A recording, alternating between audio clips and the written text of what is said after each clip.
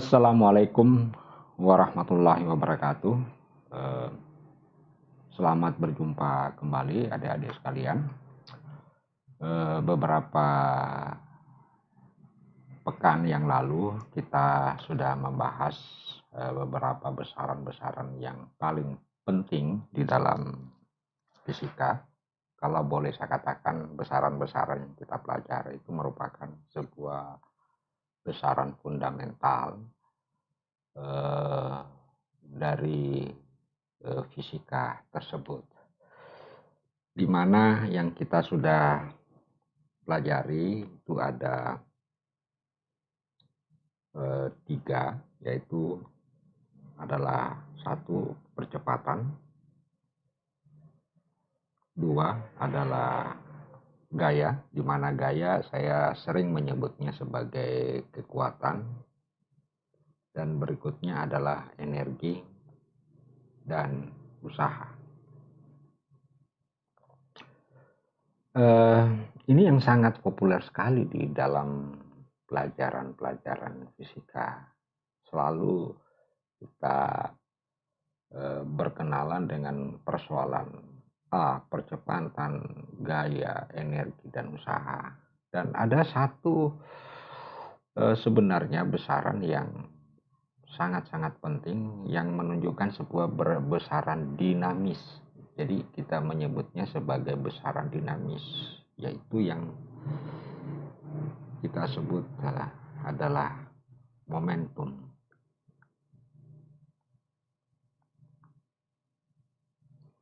Nah, istilah momentum ini saking begitu populernya istilah momentum seringkali digunakan di dalam konteks bahasa-bahasa sosial, seperti kalau kita mengatakan ternyata momentum pembangunan di Indonesia dewasa ini mengalami lonjakan yang sangat besar. Nah, itu momentum itu maknanya apa?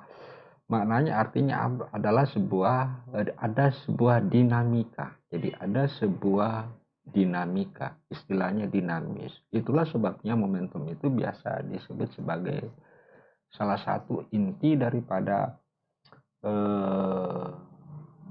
dinamika di dalam pembelajaran fisika tersebut. Nah, momentum itu dalam fisika kita simbolkan dengan huruf P, tetapi ada juga yang memberi simbol dengan huruf M. Sekarang kita coba lihat momentum itu apa sesungguhnya. Jadi kalau kita hanya mengatakan bahwa momentum itu hanyalah sebatas perkalian antara massa dengan kecepatan, maka pemahaman kita tentang momentum hanya bersifat normatif. Padahal sebenarnya kalau kita ingin mencoba menggali lebih jauh apa itu momentum, maka akan kita mendapatkan sebuah ilmu yang luar biasa sekali, dan bisa kita belajar tentang apa makna-makna daripada momentum tersebut. Jadi sekali lagi bahwa secara matematis bahwa momentum itu merupakan perkalian antara massa dengan kecepatan. Jadi kalau misalkan saya memberikan contoh, ada sebuah, katakanlah ada sebuah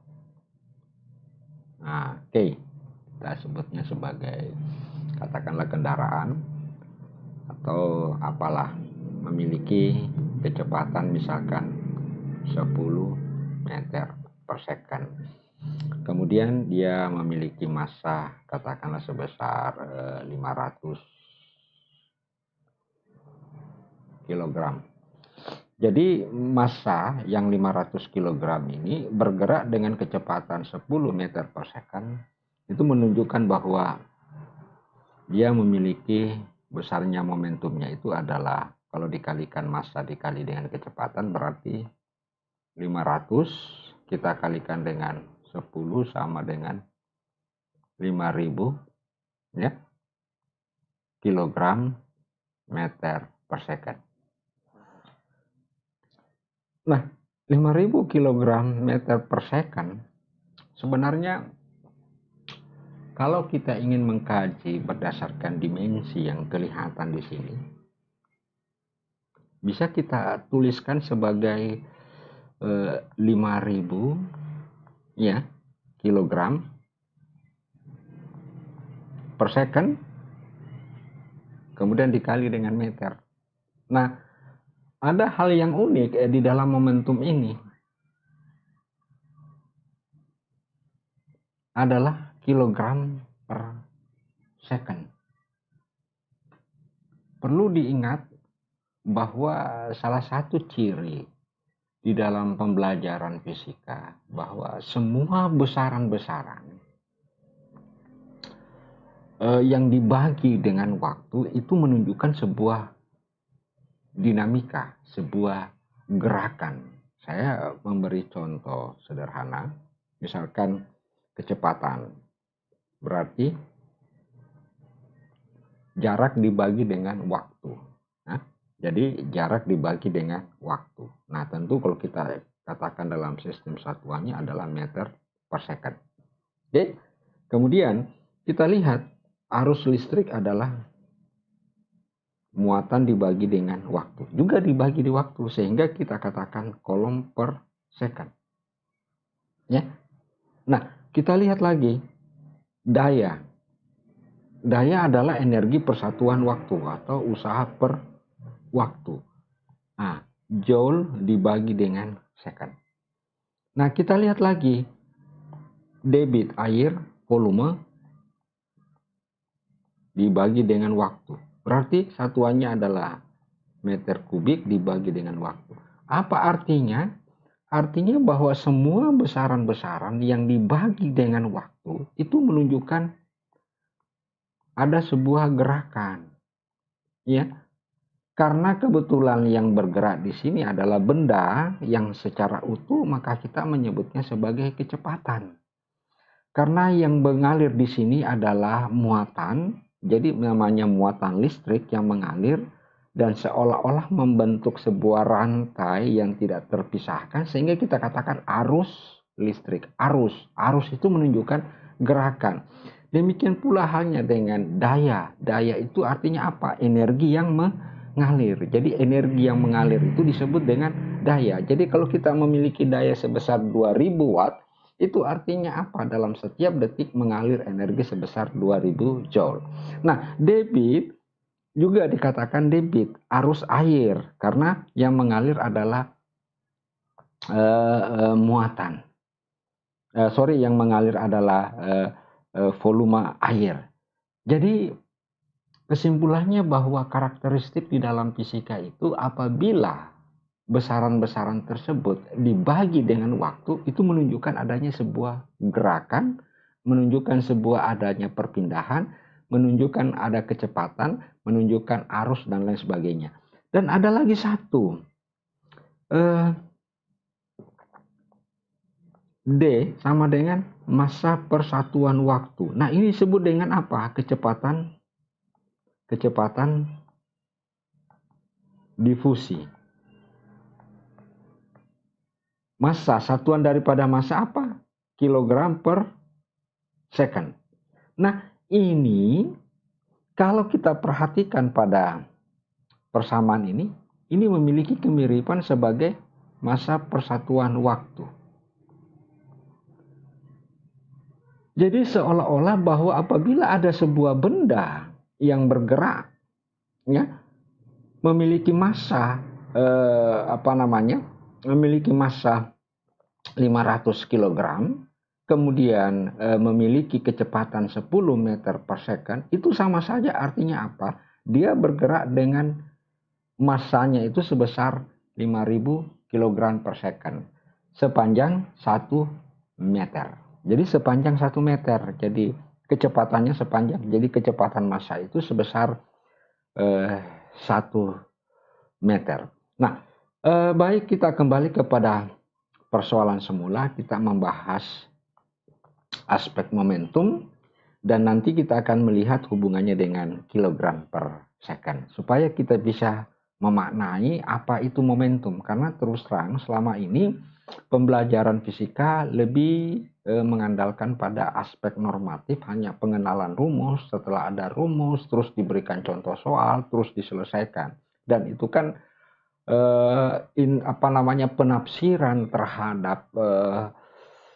terhadap persamaan-persamaan itu ya masih seperti itu. Sehingga itulah sebabnya sampai sekarang ini fisika dianggapnya terlalu sulit. Mengapa? Karena selalu dikaitkan dengan banyaknya rumus-rumus yang harus dihafal. Rumus-rumus yang harus dihafal itu menunjukkan bahwa kita harus menyelesaikan dengan persoalan logika matematika. Namun demikian, dari aspek lain sebenarnya ada makna di balik setiap besaran-besaran yang kita pelajari. Jadi sangat berbeda dengan pelajaran matematika. Di dalam pelajaran matematika kita hanya mempelajari persoalan-persoalan yang berkaitan tentang integral, berkaitan tentang diferensial, bagaimana cara menentukan sudut, bagaimana cara menentukan rumus Pitagoras, menyelesaikan. Hanya sebatas itu. Nah, di fisika selain aspek-aspek matematikanya yang menonjol juga ada. Jadi aspek matematikanya ada. Sesungguhnya fisika itu aspek lainnya itu yang juga jauh lebih banyak lagi. Artinya kalau saya mengatakan secara ekstrim, mengatakan bahwa dari sisi filosofisnya fisika itu jauh lebih bermakna ketimbang hal-hal yang lain. Ya. Jadi jauh lebih bermakna ketimbang hal-hal yang lain. Nah, saya hanya ingin memberikan contoh sebelum kita kembali ke persoalan momentum, di mana sisi aspek filosofinya. Saya sering kali berkata bahwa saya juga sampai sekarang heran juga kepada setiap orang-orang yang pernah belajar tentang fisika. Dia kenal betul, dia paham betul. Ini dia paham betul yang namanya elektron. Dia paham betul tentang elektron sampai dia bisa menceritakan berapa masanya, yaitu sebesar 9,1 kali 10 pangkat min 31. Dia bisa tahu berapa besar muatannya.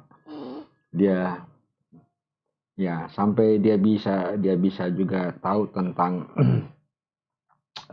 jenis muatannya dan lain sebagainya.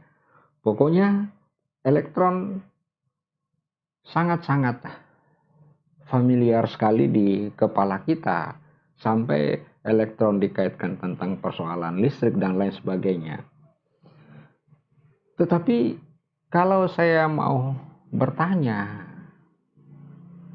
apakah di antara kalian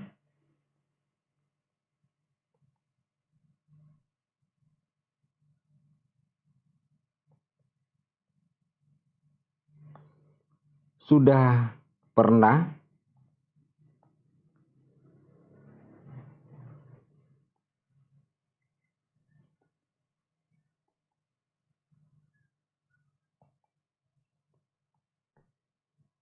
ini pertanyaan saya sederhana.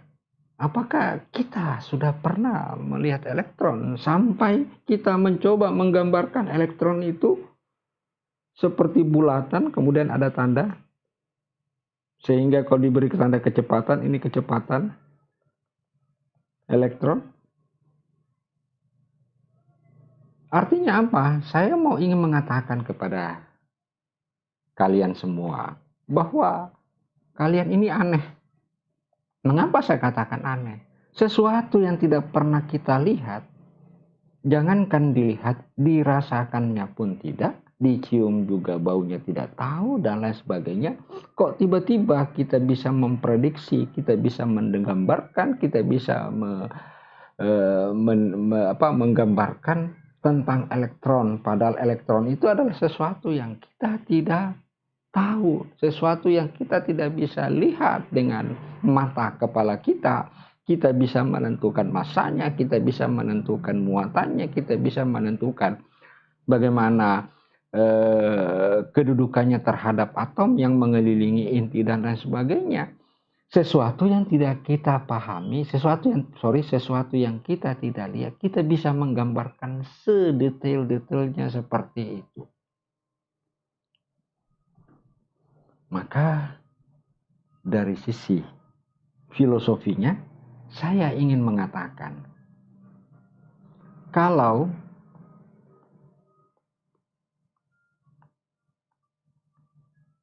Anda mampu,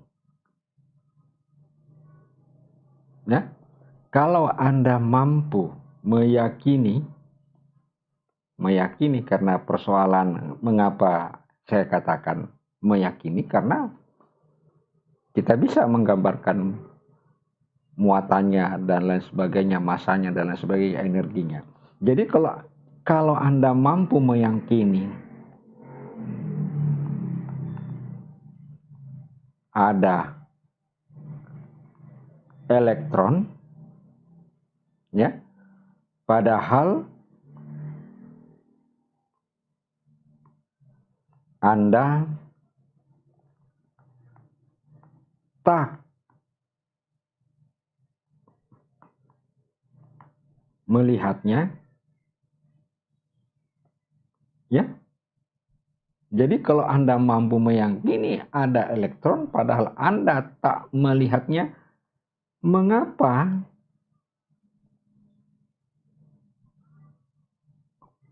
keyakinan Anda tersebut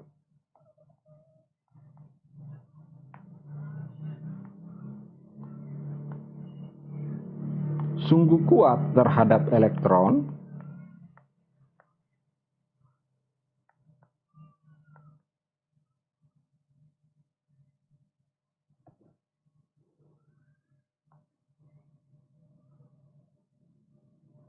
Nah, mengapa keyakinan Anda sungguh kuat terhadap elektron dan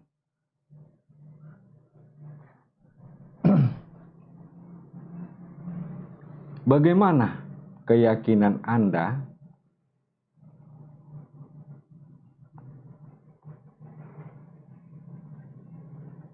terhadap pencipta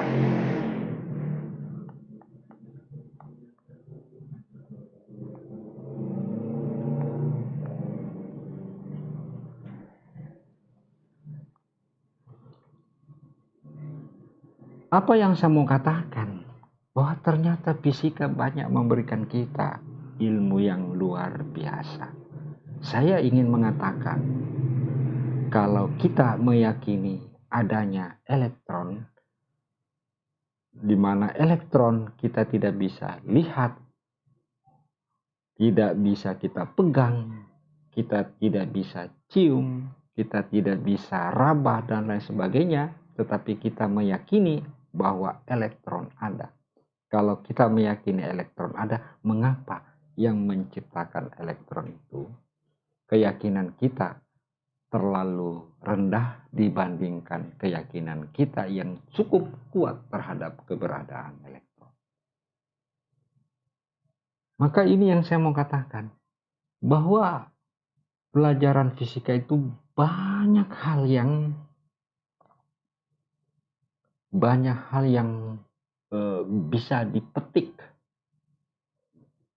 dan bermanfaat dan bisa menumbuhkan keyakinan. Itulah sebabnya saya sering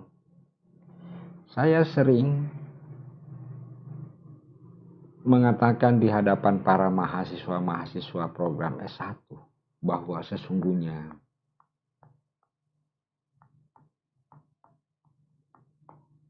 fisika ini adalah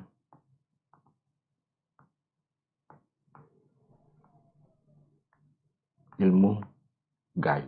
Mengapa saya katakan ilmu gaib? Karena sesungguhnya apa yang kita pelajari itu adalah sebuah kegaiban. Saya memberikan contoh sebelum kita kembali ke persoalan momentum. Gaya adalah sesuatu hal yang imajiner, sesuatu yang tidak bisa kita nyatakan apa itu gaya. Itu gaya. Gaya itu tidak bisa kita lihat, tidak bisa kita cium, tidak bisa kita rasakan, tidak bisa kita raba. Tetapi kita meyakini bahwa itu ada gaya apabila ada seseorang mendorong sebuah meja, maka kita mengatakan bahwa ada gaya yang bekerja di situ. Tetapi gayanya itu sendiri kita tidak pernah tahu. Sama halnya saya katakan sebuah energi. Energi itu sesungguhnya bukan sesuatu yang bisa kita lihat, bukan sesuatu yang bisa kita rasakan. Energi itu sendiri apa? Nah, energi itu sendiri apa? Tidak bisa kita lihat. Gitu. Jadi nanti bisa kita tahu bahwa ada energi apabila ada aktivitas. Maka kita mengatakan bahwa yang menyebabkan terjadinya aktivitas itu karena ada energi. Dan energinya itu sendiri kita tidak tahu. Dan saya mau katakan bahwa fisika itu sangat unik di dalam mempelajarinya. Saya ingin mencoba mengubah paradigma di dalam pemikiran-pemikiran kita dewasa ini. Selama ini kita selalu berasumsi, selalu beranggapan, selalu mengatakan bahwa fisika itu adalah sebuah pelajaran yang lebih banyak formulasinya, yang lebih banyak rumus-rumusnya, yang lebih banyak. Tetapi sesungguhnya tidak seperti itu. Fisika itu masih banyak memerlukan penafsiran-penafsiran. Sama halnya saya katakan, Anda bisa melihat cahaya.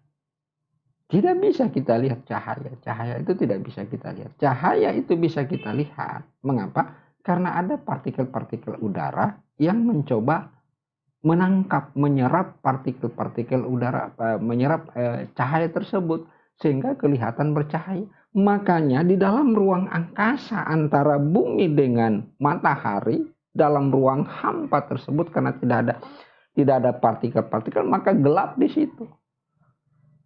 Kenapa? Karena tidak ada yang menangkap cahaya tersebut. Yang bisa menangkap cahaya itu adalah partikel-partikel kecil. Partikel-partikel udara dan lain sebagainya. Cahaya itu adalah sesuatu yang tidak bisa kita lihat. Ya. Kalaupun misalnya di rumah ada lampu karena ada cahaya, karena di dalam ruangan kita ada udara yang mencoba menangkap cahaya tersebut. Kemudian ada dinding yang memantulkan cahaya. Ya, sesuai dengan warna dinding-dinding tersebut. Jadi semua itu adalah sesuatu hal yang gaib. Tetapi kegaiban tersebut bisa kita yakini keberadaannya karena ada akibat. Itulah sebabnya di awal perkuliahan saya sudah menjelaskan hubungan teori sebab akibat. Yang kita pelajari adalah akibatnya, sebabnya itu yang sulit kita tentukan. Nah, itu sedikit saya hanya sedikit ingin memberikan sebuah gambaran secara umum tentang fisika. Jadi fisika itu bukan persoalan-persoalan rumus-rumus ya, bukan hanya persoalan menyelesaikan rumus, bukan persoalan menjabarkan rumus, tidak. Tetapi fisika itu memiliki penafsiran-penafsiran yang sangat-sangat luar biasa. Memiliki penafsiran-penafsiran yang tidak bisa kita duga selama ini. Dan saya harap sebenarnya dengan yang seperti ini maka itu akan menumbuhkan kesadaran bahwa sesungguhnya kita selalu berpikir realistis, tetapi sesungguhnya kita berpikir realistis karena ada sesuatu di balik yang realistis itulah yang disebut dengan kegaiban. Makanya saya selalu mengatakan bahwa fisika itu adalah sebuah ilmu gaib. Nah, itu sedikit hanya improvisasi supaya kita bisa memahami fisika secara umum. Supaya kita bisa mengetahui bahwa fisika bukan hanya sekedar penjabaran rumus, bukan hanya sekedar formulasi, bukan hanya sekedar kegiatan praktikum, bukan hanya sekedar menyelesaikan soal-soal yang membutuhkan pemikiran-pemikiran, tetapi sesungguhnya di balik itu sebenarnya kalau kita ingin mengkaji filosofi setiap besaran, seperti saya katakan besaran A itu memiliki filosofi tersendiri, besaran F juga memiliki filosofi, besaran E juga memiliki filosofi, dan masing-masing ada filosofinya itu. Dan filosofinya tersebut itu akan menggugah keyakinan kita bahwa sesungguhnya kita ini adalah makhluk. Tidak ada apa-apanya dibanding apa yang kita pelajari. Baik, kita lanjut ke persoalan momentum. Jadi, tadi kita sudah belajar bahwa momentum itu adalah persoalan M kali V. Ya. Nah, di mana kalau kita lihat ini dimensi dari segi dimensi satuan massa itu adalah kilogram, ya, satuan kecepatan adalah meter per second. Sehingga saya sangat tertarik sering menuliskan bahwa ini adalah kilogram per second. Nah, ini makna lain, ini artinya apa? Seolah-olah bahwa ada benda yang massanya sekian bergerak, ya. Jadi ini disebut dengan kecepatan difusi. Difusi. Jadi sama halnya prinsip difusi itu kalau misalkan kita punya segelas air, ya. Ada segelas air terus dijatuhkan setetes tinta, ya. Jadi dijatuhkan setetes tinta, maka tinta ini akan menyebar. Jadi partikel-partikel ini akan menyebar. Nah, ini yang kita sebut dengan difusi. Difusi. Jadi ada massa yang bergerak. Sama halnya jika kita menyemprotkan parfum, maka parfum itu akan menyebar. Maka partikel-partikel parfum itu bergerak dengan membutuhkan waktu. Ya, membutuhkan waktu. Sehingga kita hanya mengatakan kilogram per detik, kilogram per waktu. Itu yang disebut dengan kecepatan difusi. Nah, kelihatannya di momentum itu kelihatan. Nah, ini yang saya mau bahas. Sebenarnya kilogram per second. Ya. Oke, baik. Namun sebelum itu kita butuh bantuan beberapa. Pertama, ada yang kita sebut dengan hukum kekekalan.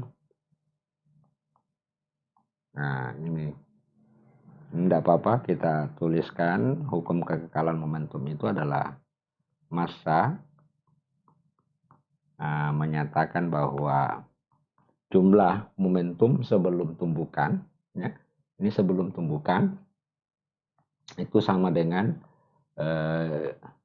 jumlah momentum sesudah. Jadi ada kaitannya dengan tumbukan. Jadi ini sebelum tumbukan dan ini adalah sesudah tumbukan.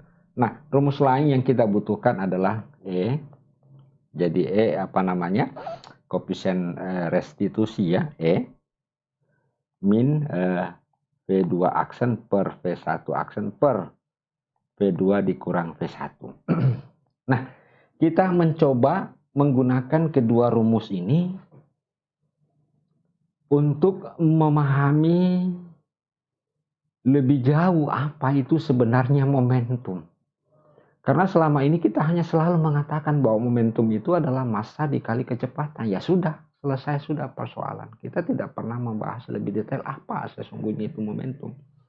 Nah, untuk itu saya membuat sebuah ilustrasi. Jadi ada sebuah ilustrasi, katakanlah ini sebuah jalan, ya. Kemudian katakanlah di sini ada mobil. Jadi ada dua buah mobil. Ini memiliki kecepatan, katakanlah mobil-mobilan, ya, kecepatannya sebesar kita menulisnya 1 meter per second. kemudian arahnya ke kanan, dan ini arahnya ke kiri dengan kecepatan sebesar 5 meter per second. Akan tetapi masanya berbeda. Ini massa M1 10 kg dan massa M2 sama dengan katakanlah 2 kg. Nah, kalau kita perhatikan dari gambar tersebut, maka kedua benda tersebut akan bertabrakan. Gitu. Jadi akan bertabrakan atau bertumbukan. Namun demikian kita lihat dulu untuk masing-masing momentum untuk masing-masing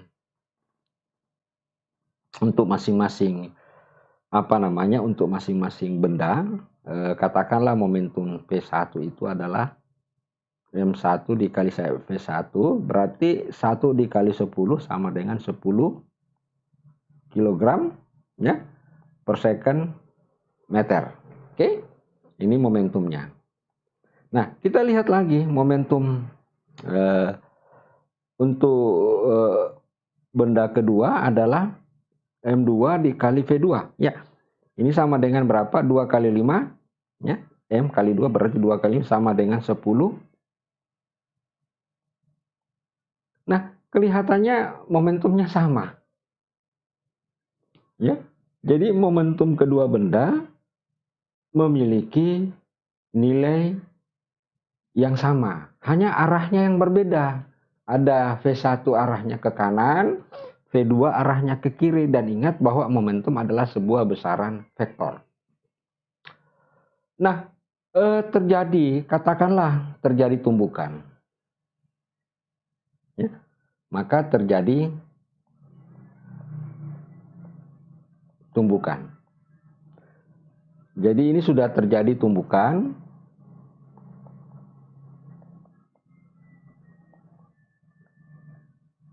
Tapi kita belum tahu berapa kecepatan V1 aksen dan V2 aksen setelah tumbukan.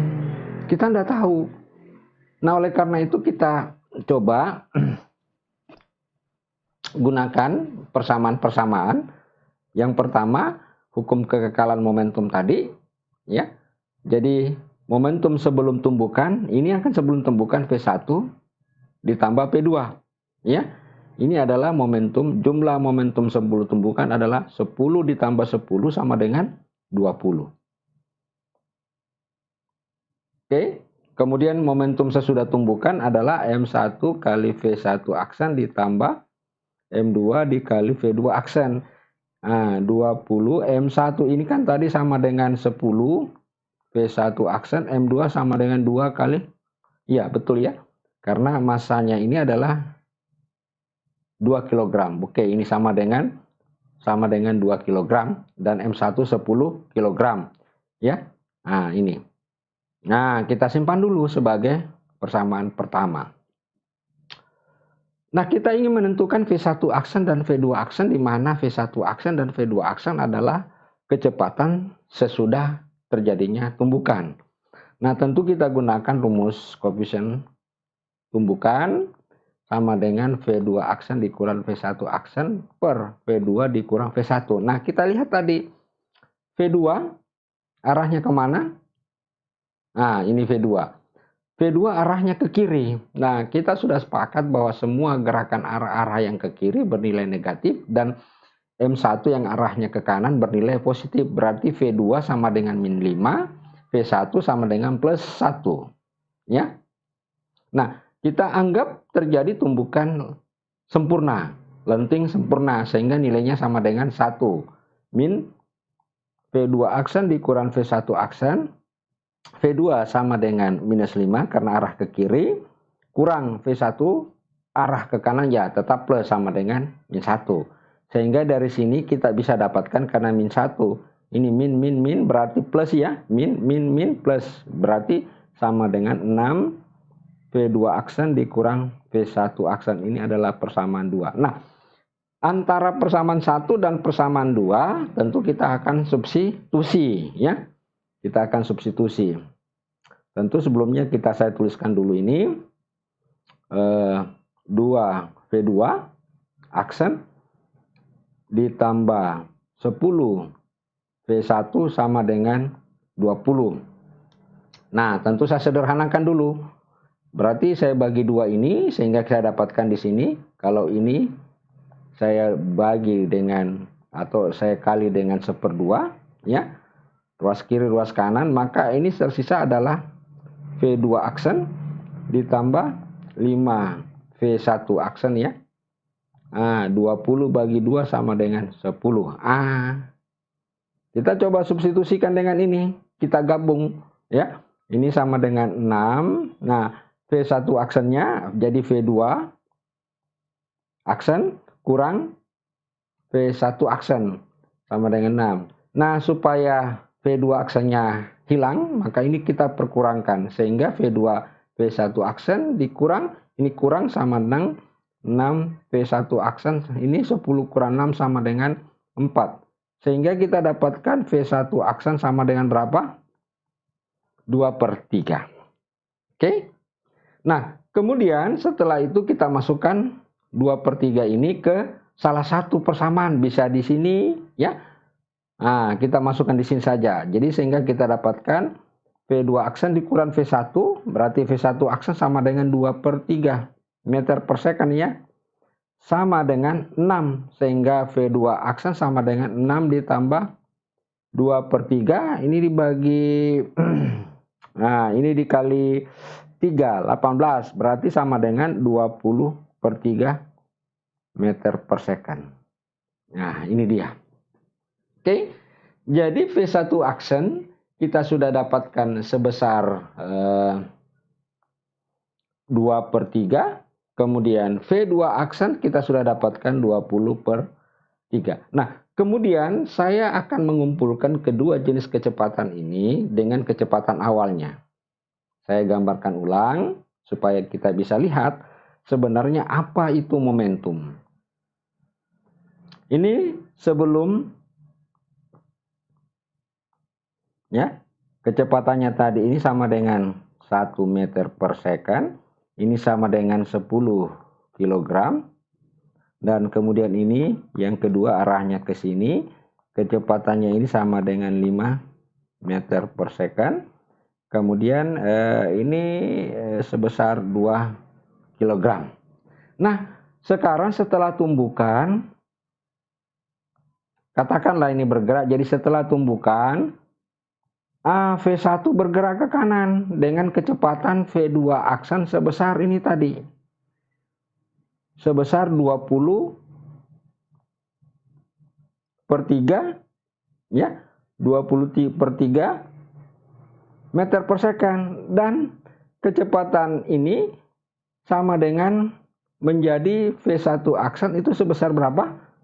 Sebesar 2/3 meter per second. Ini masanya 10 kg. Ini masanya 2 kg. Apa artinya? Coba kita lihat dari sisi momentum. Pertama, momentum sesudah tumbukan untuk benda satu adalah berapa? 20/3 kilogram per second meter.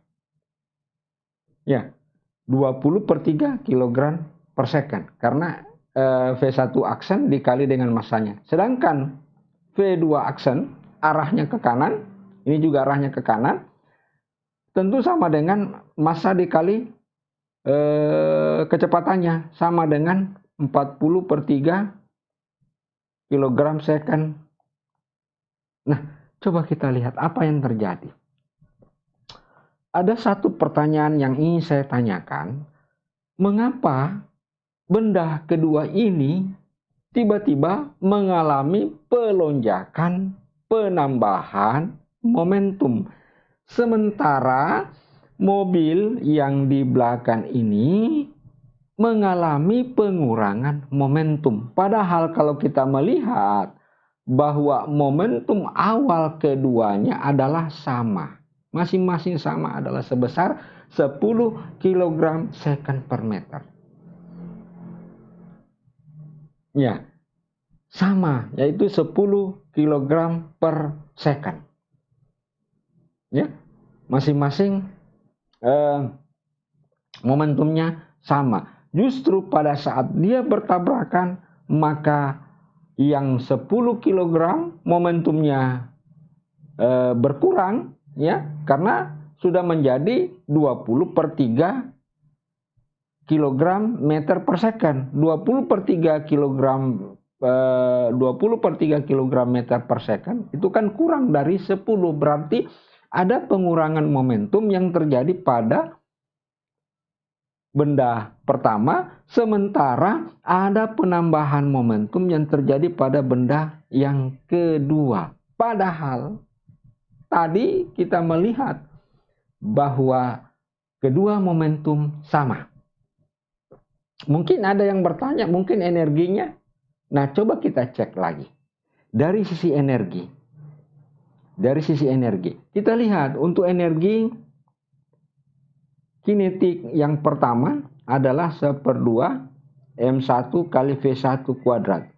Massa pertama adalah 10. Kecepatannya 1/2. Energinya berapa? Sama dengan 5 joule. Nah, kita lihat energi kinetik sebelum tumbukan untuk yang kedua adalah 1/2 M2 V2 kuadrat sama dengan 1/2, masanya sama dengan 2, kecepatannya 5/2 sama dengan 25 joule. Nah, kelihatan untuk benda yang masanya kecil energi kinetiknya besar karena kecepatannya besar. Tetapi kenapa tiba-tiba perubahan momentumnya beda? Dan tentu kalau kita melihat dari energi kinetik sesudah tumbukan EK1 aksen sama dengan 1/2 M1 kali V1 aksen pangkat 2. Coba kita lihat 1/2 M1-nya sama dengan 10 kali V1 aksennya itu sama dengan 20 ya. 20 per 3. Ya. Ya, 20 per 3. Nah, pangkat dipangkat 2-kan. Jadi sama dengan 20 pangkat 2 400 ya, kali 5 berarti 400 ya. Ini sama dengan 20 400 berarti 2000 per 3 joule. Ya, 2000 per 3 per 9 joule. 2000 per 9 joule untuk EK1. Kemudian untuk EK2 aksen 1/2 M2 V2 aksen sama dengan 1/2 dikali 2, ini 40 per 3 pangkat 2, maka sama dengan 1600 per 9.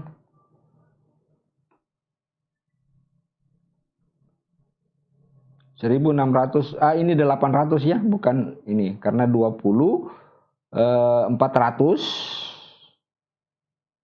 kemudian dikali 5 berarti 800 per 9. Sedangkan yang masanya kecil itu 1/2 1 40 1600 per 9 joule.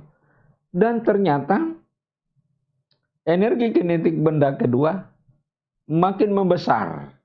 Logikanya, andaikan logikanya kalau energi kinetik, katakanlah saya mengatakan begini supaya mudah.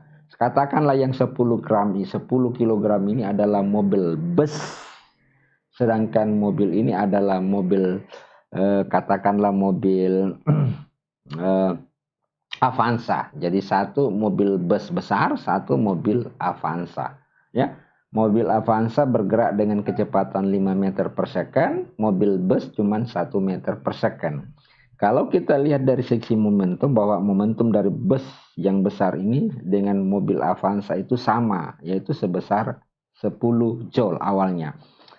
Nah, tetapi setelah terjadi tabrakan tumbukan, ya, setelah terjadi tumbukan jadi sama 10, setelah terjadi tumbukan ternyata mobil Avanza justru kecepatannya semakin membesar, ya. Kecepatannya semakin membesar, yaitu sebesar 20 sebesar 20 per 3 meter per second. Sedangkan mobil bus berkurang sebesar menjadi 2 per 3. Berarti ada pengurangan 1/3 meter per second kecepatan daripada bus. Semestinya kalau kita menghitung momentumnya, ternyata momentumnya harusnya juga sama jumlahnya, tapi kenyataannya tidak. Bus semakin kecil momentumnya, ya, sedangkan ini semakin Avanza semakin membesar momentumnya. Nah, kita lihat lagi keunikannya dari sisi energi kinetik. Energi kinetik mula-mula bus cuma 5 joule, energi kinetik daripada Avanza 25 joule. Jadi energinya Avanza jauh lebih besar daripada bus. Pada saat dia bertabrakan, ya, ya.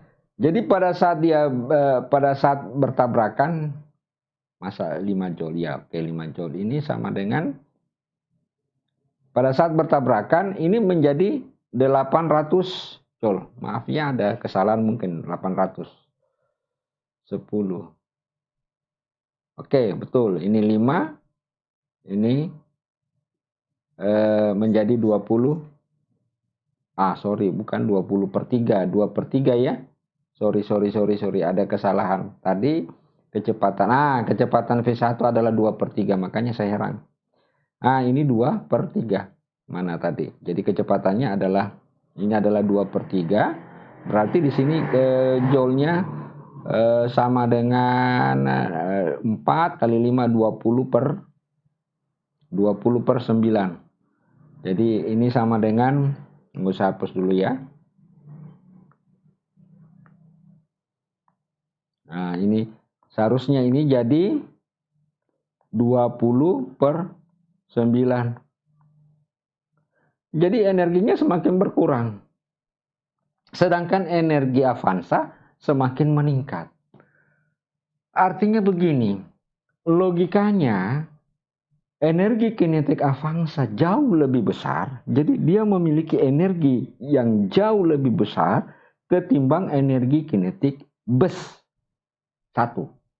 Semestinya pada saat dia bertumbukan, maka justru bus ini akan bergerak ke belakang, akan terdorong ke belakang karena energi daripada Avanza tersebut lebih besar ketimbang daripada bus.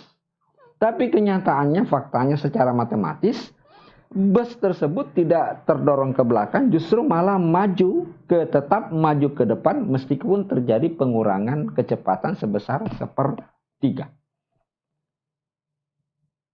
Nah, justru mobil Avanza jauh lebih besar dia memiliki energi.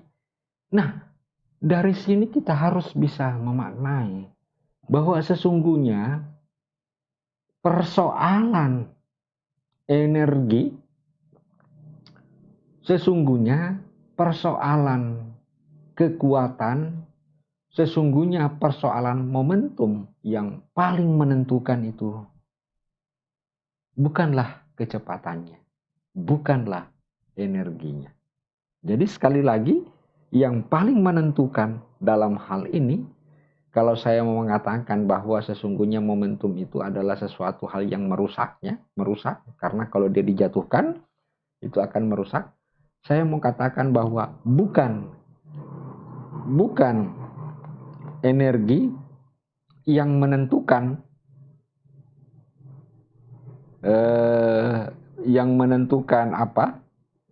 sisi baik maupun sisi buruk. Jadi bukan energi, bukan pula momentum, bukan pula kecepatan, tetapi yang menentukan itu adalah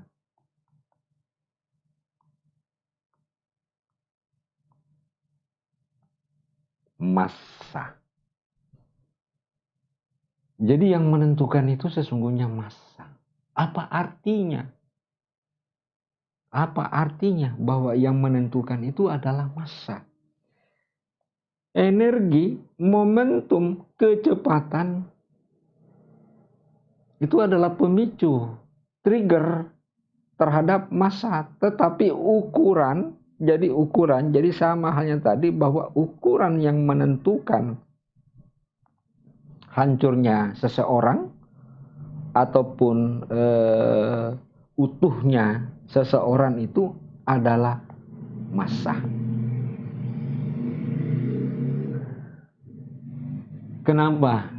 Karena terus terang saya katakan, sampai saat sekarang ini adalah sesuatu hal yang sangat misteri. Kita hanya tahunya bahwa massa itu diukur dengan menggunakan timbangan dengan satuan kilogram. Sesungguhnya satuan kilogram yang kita gunakan itu adalah massa relatif. Tetapi massa sesungguhnya belum bisa kita ketahui. Mengapa saya katakan massa yang sangat menentukan? Karena ini yang berkaitan dengan materi. Inilah yang berkaitan dengan materi, massa. Dan saya mau katakan,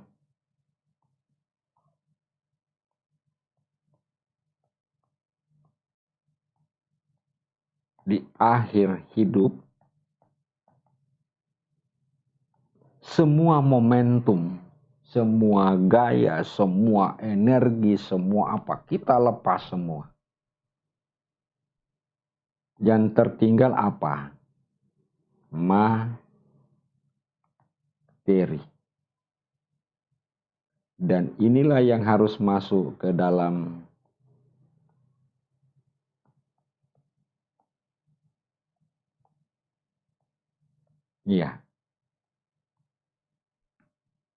Jadi kalau kita mau mengkaji tentang persoalan massa, itu adalah sesuatu misteri yang luar biasa sekali.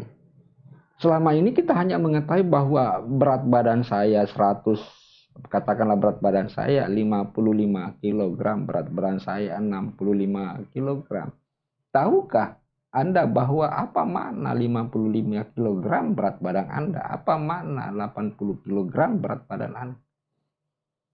Itulah sebabnya Einstein mengatakan bahwa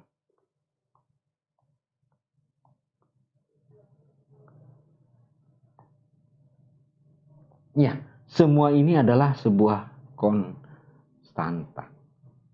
Semua ini adalah sebuah konstanta bahwa E sama dengan mc kuadrat.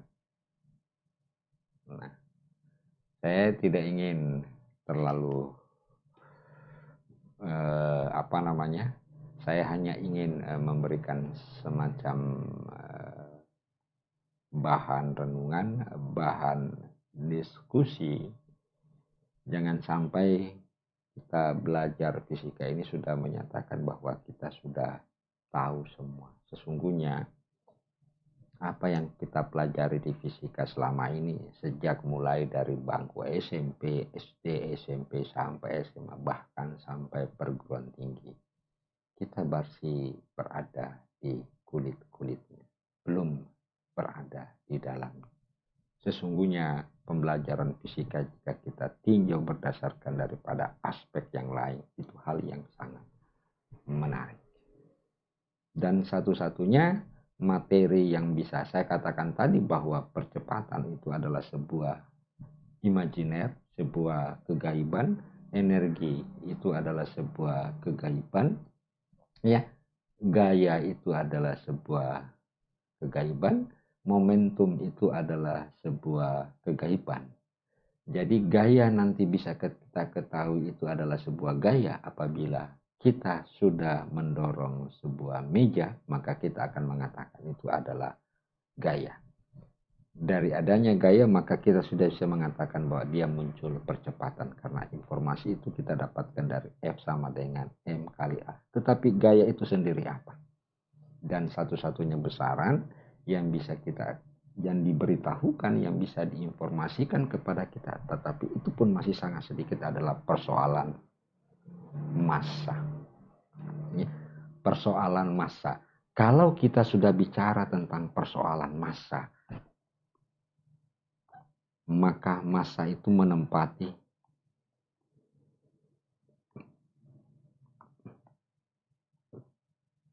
menempati ruang 3 dimensi.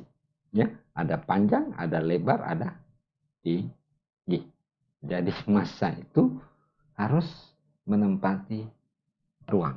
Itulah sebabnya maka Anda dikirim karena Anda adalah massa. Karena di ruang yang cocok untuk massa adanya di bumi. Baik, adik-adik sekalian, saya sedikit agak ngelantur cerita tentang persoalan fisika. Karena terus terang saya katakan, saya hanya ingin menginformasikan. Saya tidak ingin mengupas lebih jauh tentang persoalan-persoalan yang seperti ini. Bahwa sesungguhnya fisika itu adalah sebuah ilmu pengetahuan yang sangat-sangat menarik sekali. Sebuah ilmu pengetahuan yang membuat kita bisa menyadari bahwa kita ini hanyalah sebuah massa, adalah sebuah materi, dan suatu saat materi itu akan dikembalikan ke asalnya.